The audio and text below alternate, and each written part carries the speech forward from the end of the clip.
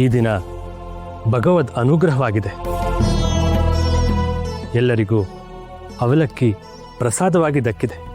ಗುರುಗಳು ಕ್ಷಮಿಸ್ಬೇಕು, ಇವತ್ತು ಭಗವಂತನಿಗೆ ದೊಡ್ಡ ಅಪಚಾರವಾಯಿತು. ಏನಾಯ್ತು? ಎಂದಿನ ಹಾಗೆ ಮಡಿಯಿಂದ ಮಾಡಿದ ನೈವೇದ್ಯ ಈ ಸತ್ಯಂನವರಿಂದ ಮುಸ್ರೆ ಆಗೋಯ್ತು.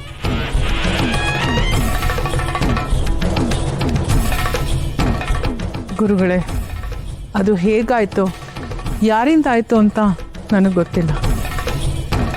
ಉದ್ದೇಶಪೂರ್ವಕವಾದ ತಪ್ಪು ನನ್ನಿಂದ ಆಗಿಲ್ಲ,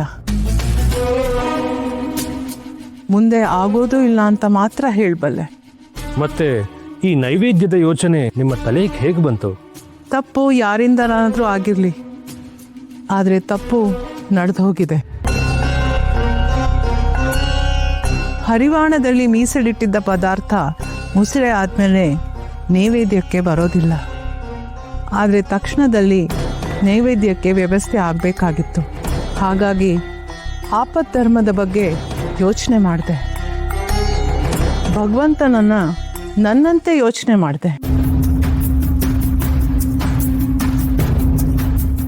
ಮನೆಯಲ್ಲಿ ಈ ರೀತಿ ಏನೇ ಅಡಚಣೆ ಆದರೂ ನಾವು ತಕ್ಷಣಕ್ಕೆ ಉಪಯೋಗಿಸೋದು ಅವಲಕ್ಕಿಯನ್ನೇ.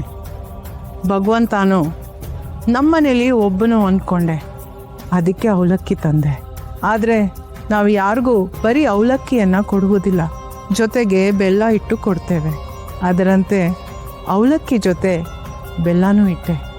ಇನ್ನೂ ಒಂದು ತೆಂಗಿನಕಾಯಿ ನೈವೇದ್ಯ ಮಾಡಿದ್ರೆ ಪಾವು ಅಕ್ಕಿ ಅನ್ನ ನೈವೇದ್ಯ ಮಾಡಿದ ಹಾಗೆ ಅಂತ ನಮ್ಮ ಹಿರಿಯರು ಹೇಳಿದ್ದು ನೆನಪಾಯಿತು.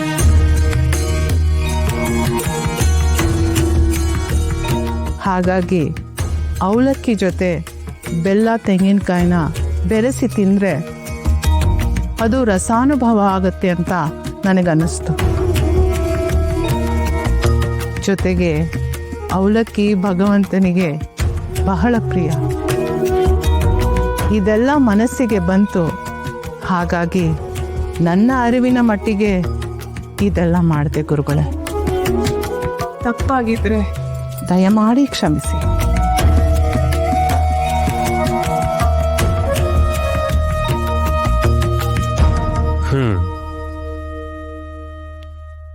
ಇಲ್ಲಿ ವಿಚಾರ ಅರಿತವರು ತುಂಬಾ ಜನ ಇದ್ದೀರಿ. ನಿಮ್ಮ ಅಭಿಪ್ರಾಯ? ಗುರುಗಳೇ, ಭಗವಂತನನ್ನ ನಮ್ಮ ಮಟ್ಟಕ್ಕೆ ಇಳಿಸ್ಕೊಂಡು